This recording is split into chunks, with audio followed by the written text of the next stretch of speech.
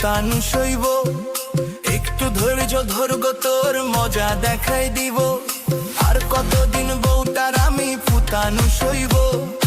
একটু ধৈর্য ধরব তোর মজা দেখাই দিব।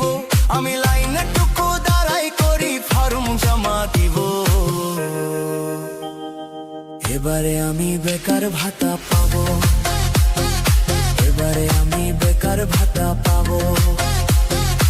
এবারে আমি বেকার ভাতা পাবো। এবারে আমি বেকার ভাতা পাবো।